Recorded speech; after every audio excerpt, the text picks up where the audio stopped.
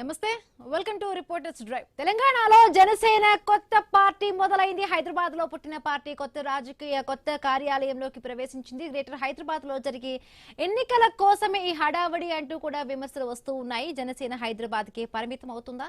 తెలంగాణ రాష్ట్రమంతా విస్తరిస్తుందా? జనసేన పార్టీకి జిల్లాల్లో వస్తున్న స్పందన ఎలా ఉంది? మా ప్రతినిధులు ఒక్కొక్కరు కూడా ఉన్నారు. సో గ్రామీణ ప్రాంతాల్లో కూడా తెలంగాణ పార్టీ పైన ఎటువంటి స్పందన వస్తోంది? తెలంగాణలో జనసేన పార్టీ ఉనికి విస్తరణపై వస్తున్న విమర్శలకు చెక్ పెడుతూ చాలా వ్యూహాత్మకంగా కూడా పవన్ కళ్యాణ్ అడుగులు వేస్తున్నారు. ఈ నేపథ్యంలోనే ఇవాళ మణికొండలో మల్కం చెరువు వద్ద ఏర్పాటు చేసిన జనసేన పార్టీ కార్యాలయాన్ని పూజా కార్యక్రమాలతో కూడా ప్రారంభించారు. ఇప్పటికే కూడా తెలంగాణ రాష్ట్ర వ్యాప్తంగా ఉన్న జన సైనికులు, వీర మహిళలందరూ కూడా అక్కడికి చేరుకున్నారు. మరి కాసేపట్లో కూడా పార్టీ కార్యాలయం ప్రారంభోత్సవం కాబోతోంది. సో జనసేన ఆఫీస్ ఎక్కడా అని ప్రశ్నించిన వారికి ఈ జనసేన పార్టీ ఒక ప్రశ్న కాబోతోందా? సమాధానం ఇవ్వబోతోందా?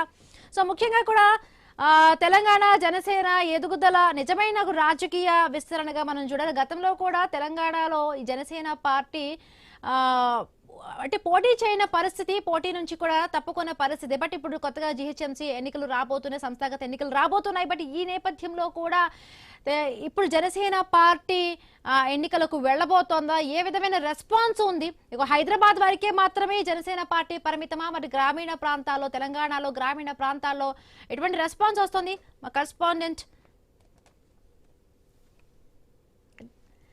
తెలంగాణ బ్యూరో చీఫ్ కిరణ్ మనతో పాటు అందుబాటులో ఉన్నారు. గుడ్ ఆఫ్టర్నూన్ కిరణ్, ఎట్లా చూడాలి ఈరోజు మణికొండలో మల్కం చెరువులో జనసేన పార్టీ కార్యాలయం ప్రారంభమైంది. ఇప్పటికే తెలంగాణ రాష్ట్ర నలుమూలల నుంచి, జిల్లా నలుమూలల నుంచి కూడా అందరూ కూడా అక్కడికి చేరుకున్నారు. పార్టీ కార్యక్రమాలకు కూడా పాల్గొన్నట్టుగా కూడా తెలుస్తోంది. సో ఎటువంటి రెస్పాన్స్ అంటే గ్రామాల్లో కూడా పార్టీ ఆఫీసులు ఏవైనా కూడా స్టార్ట్ చేసే ఉద్దేశం ఉందా? అంటే కొత్తగా అప్పుడు జిహెచ్ఎంసీ ఎన్నికలు రాబోతున్నాయి కాబట్టి కేవలం ఎన్నికలను దృష్టిలో పెట్టుకుని కూడా పవన్ కళ్యాణ్ ఈ విధమైన పార్టీ ఆఫీస్ను స్టార్ట్ చేశారు. లేకపోతే ఇక్కడ అంటే ఫ్యూచర్ లో కూడా పార్టీ ఇంకా బలంగా కూడా ముందుకు నడిపించాలనే ఉద్దేశంతో కూడా ఉందా? ఎట్లా చూడాలి దీన్ని? గ్రామాల నుంచి వస్తున్న రెస్పాన్స్ ఎట్లా ఉంది? ఇప్పుడు తెలంగాణ రాజకీయాల్లో సరికొత్త అధ్యాయానికి తెరలేసిందని కూడా చెప్పొచ్చు. ఆంధ్రప్రదేశ్ లో భాగస్వామిగా ఉన్నటువంటి జనసేన పార్టీ తెలంగాణలో కూడా భాగమేనని కూడా చూస్తున్నట్టు కూడా మనకు స్పష్టంగా తెలుస్తా ఉంది. తెలంగాణలో తన ఉనికిని బలంగా చాటుకునేటువంటి ప్రయత్నాలు ముమ్మరం చేసినట్టు కూడా మనకు స్పష్టంగా తెలుస్తా ఉంది. అయితే హైదరాబాద్ లో జనసేన పార్టీ కార్యాలయం వెనుక బియ్యం ఏంటనేది ఇప్పుడు చర్చకు దారి తీస్తున్నటువంటి పరిస్థితులు మనం చూసాం.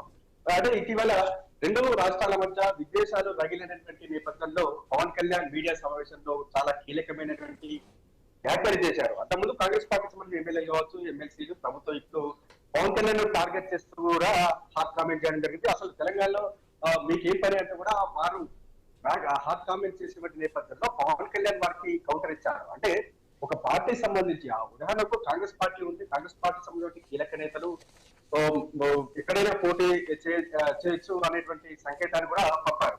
అయితే తాను కూడా జనసేన పార్టీ సంబంధించి బరాబర్ తెలంగాణలో పోటీ చేస్తామని అని కూడా పవన్ కళ్యాణ్ హాట్ కామెంట్ చేసినటువంటి నేపథ్యంలో తాజాగా జనసేన పార్టీ కార్యాలయ ప్రారంభోత్సవం కూడా చాలా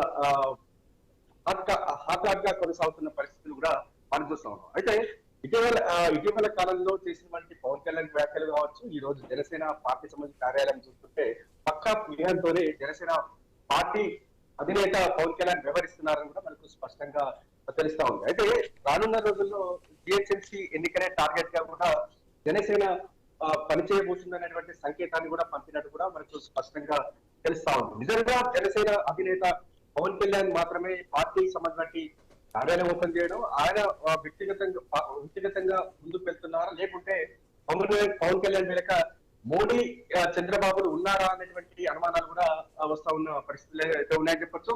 ఇప్పటికే రాజకీయ విశ్లేషకులు కూడా ఇదే వాదనలు కూడా వినిపిస్తున్నారు. అంటే ఏపీలో బీజేపీ, టీడీపీ, జనసేన కూటమిగా జతకట్టి విజయం సాధించినటువంటి నేపథ్యంలో ఆ ప్రయోగం తెలంగాణలో కూడా అమలు చేయబోతున్నారనేటువంటి సంకేతంగా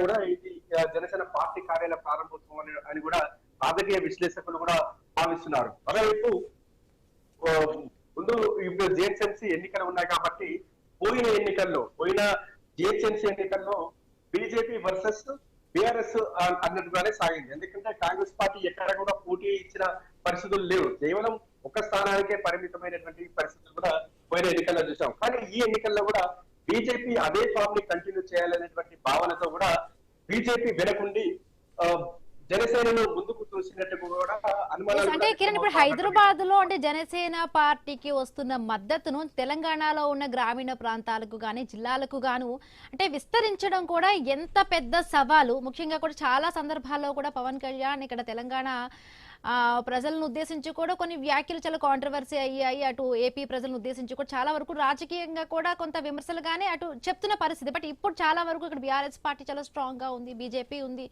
అదేవిధంగా కాంగ్రెస్ పార్టీ అధికారంలో ఉంది. బట్ అక్కడ కాంగ్రెస్ పార్టీ ఏపీలో బలహీనంగా ఉన్నా అసలు లేకపోయినా కూడా అక్కడ ఎలియన్స్ లో ఉన్న నేపథ్యంలో కూడా కూటమి ప్రభుత్వంతో బట్ ఇక్కడ చాలా వరకు పెద్ద సవాలే. బట్ ఇక్కడున్న మద్దతును జిల్లాల స్థాయిలో జిల్లాల గ్రామీణ ప్రాంతాల్లో కూడా అది ఎంత పెద్ద సవాలుగా కూడా జనసేన పార్టీకి ఉండబోతోంది?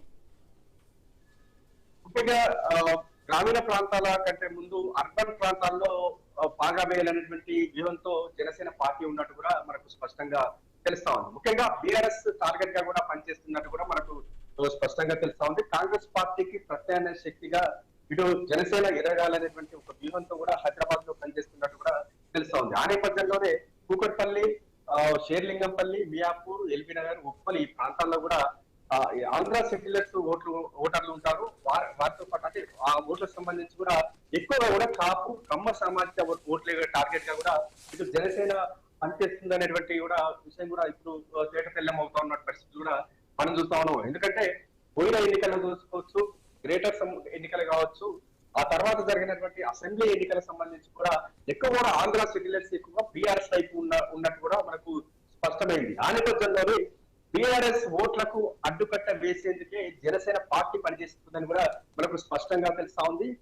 జనసేన వెనకాల టీడీపీ అదేవిధంగా బీజేపీ ఈ రెండు పార్టీలు ఉన్నట్టు కూడా తెలుస్తా ఉంది. అంటే గ్రేటర్ ఎన్నికల్లో కూడా ఏపీ మాదిరిగా కూడా తెలంగాణలో అంటే హైదరాబాద్ లో కూటమిగా జతకట్టి గ్రేటర్ ఎన్నికల్లో పోటీ చేయాలనేటువంటి బలంగా ఆ వ్యూహంతో ఉన్నట్టుగా తెలుస్తా ఉంది. ఆ తర్వాత కూడా అసెంబ్లీ ఎన్నికల్లో కూడా ఆ ప్రయోగం సక్సెస్ అయితే వచ్చే అసెంబ్లీ ఎన్నికల్లో కూడా ఈ మూడు పార్టీలు జతగట్టి కూటమిగా ఏర్పడేటువంటి అవకాశాలు ఉన్నాయని కూడా ఇప్పటికే రాజకీయ విశ్లేషకులు కూడా ఒక అంచనాకు వచ్చినటువంటి పరిస్థితి కూడా మనం చూసాం. అంటే ఇటీవల మున్సిపల్ ఎన్నికల్లో తెలంగాణ రాష్ట్ర వ్యాప్తంగా కూడా 336 వార్డుల్లో కూడా జనసేన పార్టీ పోటీ చేసింది. కొన్ని చోట్ల కూడా విజయాలు కూడా సాధించింది. అంటే ఇదొక ప్రయోగంగా భావిస్తూ ఇప్పుడు మరో ప్రయోగాన్ని అంటే గ్రేటర్ ఎలక్షన్ లో కూడా ఒక ప్రయోగం చేయబోతున్నట్టుగా తెలుస్తుంది. ఆ ప్రయోగం సక్సెస్ అయితే కూటమిగా జతగట్టి మళ్ళీ వచ్చే అసెంబ్లీ ఎన్నికల నాటికి కూడా స్ట్రాంగ్ కావాలనేటువంటి ఉద్దేశంతో జనసేన పార్టీ ఉన్నట్టుగా ఆ నేపథ్యంలోనే హైదరాబాద్ లో జనసేన పార్టీ కార్యాలయం ప్రారంభమవుతున్నట్టు కూడా మనకు స్పష్టంగా తెలుస్తుంది. Right, thank you Kiran. తెలంగాణలో జనసేన పార్టీ ఉనికిని ప్రశ్నిస్తున్న నేపథ్యంలో కూడా ఇవాళ మల్కం చెరువు వద్ద మరికొండలోని మల్కం చెరువు వద్ద జనసేన పార్టీ కార్యాలయం ప్రారంభోత్సవం కాబోతోంది. ఈ నేపథ్యంలో నూతన కార్యాలయం వద్ద నుంచి మా కరెస్పాండెంట్ ఉదయ్ అక్కడ లైవ్ లో సిద్ధంగా ఉన్నారు. Good afternoon Uday. సో ఇప్పటికే కూడా జనసేన కార్యకర్తలు వీర మహిళలు అందరూ కూడా జనసేన పార్టీ నూతన భవనానికి చేరుకున్నట్టుగా తెలుస్తోంది. ఇప్పుడు సిచ్యువేషన్ ఏ విధంగా ఉంది? పవన్ కళ్యాణ్ అక్కడికి చేరుకున్నారా? ఈ మీటింగ్ లో కొంత జనసేన కార్యకర్తలను వీర మహిళలు ఉద్దేశించి ఏమైనా మాట్లాడే ఉద్దేశం ఉందా, లేకపోతే ఏదైనా ఒక మెసేజ్ పరంగా కూడా గతంలో చూస్తాం పవన్ కళ్యాణ్ హైదరాబాద్ పర్యటన నేపథ్యంలో కూడా చాలా వివాదం వచ్చింది June 2న. సో ఈ నేపథ్యంలో కూడా కొంత ఏమైనా మాట్లాడే ఛాన్స్ ఉందా? ఎలా ఉంది సిచ్యువేషన్ అక్కడ ఉదయ్?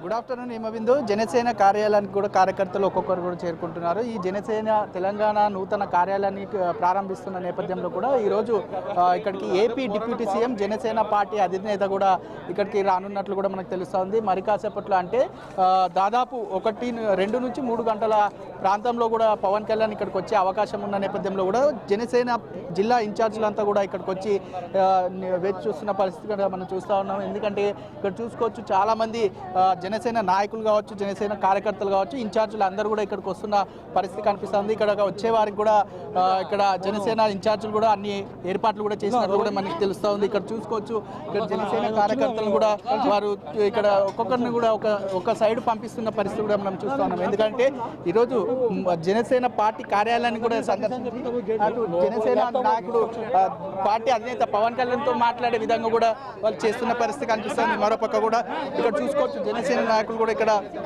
తెలంగాణ రాష్ట్ర వ్యాప్తంగా కూడా ఇక్కడికి తరలి వస్తున్న పరిస్థితి కూడా కనిపిస్తుంది. ఎందుకనంటే మనం ఇక్కడ చూసుకోవచ్చు వేలాది మందిగా కార్యకర్తలు కూడా ఇక్కడ వచ్చిన పరిస్థితి కూడా కనిపిస్తుంది. కొంతమందిని మనం మాట్లాడించే ప్రయత్నం చేద్దాము. అన్న చెప్పండి, ఎక్కడి నుంచి వచ్చారు? వారాజ్ కూడా సికింద్రాబాద్.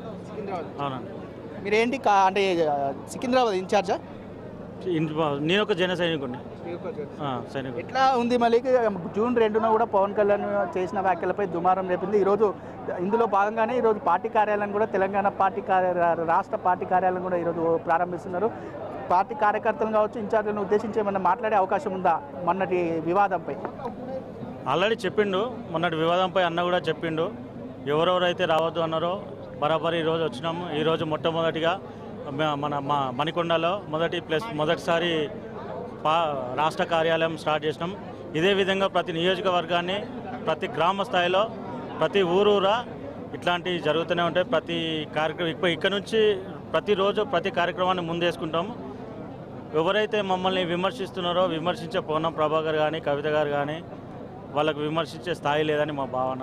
అంటే ఇప్పుడు కవిత చేసిన వ్యాఖ్యలపై కావచ్చు, అటు పొన్నం ప్రభాకర్ చేసిన వ్యాఖ్యలపై మీరు ఎలా తిప్పికొడతారు? రాబోయే రోజుల్లో మీ కార్యక్రమాలు ఎలా ఉండబోతున్నాయి? ధీటుగా సమాధానం చెప్పేటట్టుగా ఉంటాయి. మొట్టమొదటిగా పొన్నం ప్రభాకర్ గారు మన సిద్దిపేటలో కబ్జా చేసిన 25 ఎకరాల గురించి చెప్తే బాగుంటుంది. మమ్మల్ని అనే ముందు, మా అన్నని అనే ముందు మేము ఆల్రెడీ గవర్నమెంట్ రిక్వెస్ట్ పెట్టినాం, అది కబ్జా అయితే ల్యాండ్ రిటర్న్ ఇచ్చేస్తామని, తీసుకోమని. అలాగే మరి మన పొన్నం ప్రభాకర్ మీద 25 ఎకరాలు సిద్దిపేటలో వస్తుంది. దాని మీద ఆయన స్పందించి ఇమీడియట్గా వాళ్ళందరికీ సహకరించాలని కోరుతున్నాము. అదేవిధంగా నిన్న కూడా కవిత పిచ్చిగా మాట్లాడుతుంది. కవిత గారు, మీరు పవన్ కళ్యాణ్ గారిని విమర్శించే స్థాయి మీకు లేదు, అర్హత మీకు లేదు. ఇంకోసారి కనుక పవన్ కళ్యాణ్ గారిని ఏమన్నా విమర్శిస్తే తస్మత్ జాగ్రత్త. రాబోయే రోజుల్లో తెలంగాణ ప్రజలు, నువ్వు తెలంగాణను అడ్డుపెట్టుకుని ఆడుతున్న ఆటలన్నీ తెలంగాణ ప్రజలు బొందబెడతారు. మిమ్మల్ని, మీ పార్టీని, మీ స్థానాన్ని అందరినీ బొందబెడతారని చెప్తున్నాము. ఈరోజు ఈ పార్టీ కార్యాలయం నుంచి హెచ్చరిస్తున్నాము. జాగ్రత్త కవిత గారు, తస్మత్ జాగ్రత్త. పవన్ కళ్యాణ్ని విమర్శించే ముందు మీకు ఎంత అర్హత ఉందనేది మిమ్మల్ని మీరు ప్రతి విమర్శ చేసుకున్న తర్వాత పవన్ కళ్యాణ్ గారిని విమర్శించే స్థాయి మీకు ఉంటుందని మేము అనుకుంటున్నాం. తల్లిదండ్రులకు మీరు విలువనియ్యరు, దేశానికి విలువనియ్యరు, రాష్ట్రానికి విలువని మీరు ఈరోజు పార్టీ పెట్టి మీరు ఎవరిని పడితే వారిని విమర్శిస్తా అంటే మాత్రం బాగుండదని చెప్తున్నాం. ప్రస్తుతం మనతో పాటు మరికొంతమంది జన సైనికులు ఉన్నారు. వారి మాటలను తెలుసుకుందాం. అంటే రాబోయే రోజుల్లో ఎలా ఉండబోతుంది, రాబోయే వచ్చే ఎన్నికల్లో కూడా ఎలా పోటీ చేస్తారు, పవన్ కళ్యాణ్ ఆదేశాల మేరకు కూడా పోటీ చేస్తారా లేదా అనే అంశాలపై వారితో మాట్లాడించే ప్రయత్నం కూడా చేద్దాం. అన్న చెప్పండి, ఎక్కడి నుంచి వచ్చారు? మాది కరీంనగర్ జిల్లా. నేను కరీంనగర్ యువ కోఆర్డినేటర్గా ఇక్కడికి రావడం జరిగింది. ఈరోజు తెలంగాణ రాష్ట్రంలో మా జనసేన కార్యాలయం ఓపెనింగ్ కాదు ఇది. మాకొక బతుకమ్మ కానీ, దసరా పండుగ కానీ ఆ యొక్క ఉత్సవం జరుగుతున్నట్టు ఈ కార్యక్రమాన్ని మేము ఘనంగా నిర్వహించుకోవడం జరుగుతుంది. మరికొద్ది సేపట్లో మా జనసేన అధినేత గారు పవన్ కళ్యాణ్ గారు ఇక్కడికి రాబోతూ ఉన్నారు. ఎవరైతే మా అధినేత గారిపై అవాకులు చెవాకులు పేలుస్తున్నారో మిస్టర్ పొన్నం ప్రభాకర్ గారు, మతి భ్రమించి మాట్లాడుతున్నావు, జాగ్రత్త. ఏదైతే మా అధినేత గారిని ఇష్టం ఉన్నట్టు మాట్లాడుతున్నావో ఖబర్దార్. మేము తెలంగాణ, మా కరీంనగర్ పక్షాన నిన్ను కరీంనగర్లో తిరగబోనివ్వమని చెప్పేసి హెచ్చరిస్తున్నాము. ఖబర్దార్ పొన్నం ప్రభాకర్ గారు. చూసుకున్నట్లయితే రాబోయే మున్సిపల్ ఎన్నికల్లో కావచ్చు, అటు సాధారణ జనరల్ ఎన్నికల్లో కూడా మేము ఖచ్చితంగా పోటీ చేస్తాం, ఇక్కడ పోటీ చేయొద్దనే హక్కు ఎవరికి లేదని చెప్పేసి జన సైకిల్ చెప్తున్న పరిస్థితి కనిపిస్తుంది. ప్రస్తుతం మనతో పాటు మరికొంతమంది ఉన్నారు. ఎక్కడి నుంచి వచ్చారు? యాక్చువల్గా నేను సైనిక్పూర్ నుంచి వచ్చానండి. జనసేన అంటే చిన్న నిర్వచనం చెప్తాను నేను. మానవాళికి పంచభూతాలు ఎలా అవసరమో ప్రజాస్వామ్య రాజకీయాలకి జనసేన అలా జనసేన అవసరం అలా ఉంది. ఇప్పుడు కుల మత ప్రాంతాలకు అతీతంగా జనసేన పార్టీ భవిష్యత్తులో ఈవెన్ ఎప్పటి నుంచో దశాబ్దాలుగా స్వాతంత్రం వచ్చిన కాడి నుంచి ఒక ఇది ఉన్న సౌత్ నార్త్ డివిజన్ కూడా తొలగిపోయి ప్రజలందరూ ఐకమత్యంగా జనసేన కోసం పనిచేసే రోజు రాబోతుంది. అది ఒక తెలంగాణకే పరిమితం కాదు, మొత్తం భారతదేశానికి పరిమితం కాబోతుంది. అది త్వరలోనే ప్రారంభం కాబోతుంది. జనసేనకి మంచి భవిష్యత్తు ఉంది. ఇక్కడ జనసేన కోసం పనిచేసిన నాయకులు భవిష్యత్తులో దేశ నాయకులుగా తయారవుతానికి అవకాశం ఉంది. ఇక్కడ చూసుకోవచ్చు, ఒక్కొక్కరు కూడా ఇక్కడ తరలి వస్తున్న పరిస్థితి కనిపిస్తుంది. ఎందుకంటే ఇక్కడ మహిళా నాయకులు కూడా ఇక్కడ వారు వస్తున్న పరిస్థితి కూడా మనం చూస్తూ ఉన్నాం. ఇక్కడ చూసుకోవచ్చు. మేడం, ఎక్కడి నుంచి వచ్చారు? ఎల్బీ నగర్. ఎంతమంది వచ్చారు? వీర మహిళలు వీర మహిళలు ఈ లోపల ఉన్నదైతే 30 మెంబర్స్ ఉంటారు. అంటే సభ్యత్వాలు చేపించిన వాళ్ళు, సభ్యత్వాలు ఎక్కువ సభ్యత్వాలు చేపించి ఈ సంవత్సరము పవన్ అన్నకి ఇంకా కొత్త సభ్యత్వాలు చేపించడం అండ్ ప్రచారాలు లాస్ట్ టైం జరిగిన ఎలక్షన్లలో 6 days 7 days ప్రచారాలు చేసిన వాళ్ళందరికీ కొంచెం. ఇప్పుడు ఈ రాబోయే ఎన్నికల్లో మీరు పోటీ చేస్తారంటే రాబోయే మున్సిపల్ ఎన్నికల్లో వస్తున్నాయి, మీరు ఎల్బీనార్ అంటున్నారు, ఎల్బీనార్ నుంచి మీరు పోటీ చేస్తారా ఏమన్నా? డివిజన్ వారీగా కార్పొరేటర్గా వస్తే కనుక చేసే ఛాన్స్ ఉంటుంది. కొంతమంది ప్రతిపక్ష వాళ్ళు కావచ్చు, కొంతమంది అధికార పార్టీ నాయకులు ఇక్కడ పోటీ చేయనివ్వము, ఇది ఇక్కడ రాకూడదు అని చెప్పేసి ఒక విమర్శలు కూడా చేశారు. దీనిపై మీరు ఏమంటారు? అది వాళ్ళ భయం సార్, వాళ్ళకి వచ్చిన భయం తప్ప ఇంకేం లేదు. వాళ్ళు రావద్దంటే రాకుండా ఇప్పుడు చూస్తున్నారు కదా, పార్టీ ఆఫీసే ఓపెన్ అయింది. అయినా ఈ పార్టీ 2014లో స్థాపించారు. మరి అప్పుడు ఎవరు మాట్లాడలేదు. 14 స్థాపించినప్పుడు అది కూడా తెలంగాణలోనే స్టార్ట్ చేశారు. మరి అప్పుడు ఎవరు మీ మీడియా అంత తెలిసి ఉండొచ్చు, ఎవరు మాట్లాడలేదు.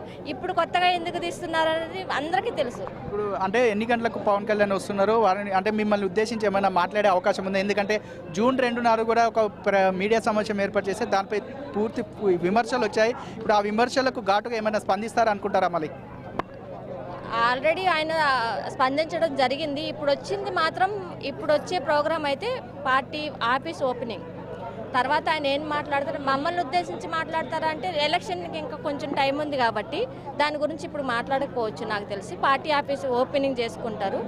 వేరే మహిళలందరికీ ఒక అవకాశం ఇచ్చారు, అంటే వెల్కమ్ కోసము సభ్యత్వాలు చేపించి ఏదైతే లోపలికి వెళ్ళొచ్చిరా మీరు? వెళ్ళాం. ఎలా ఉంది ఆఫీస్?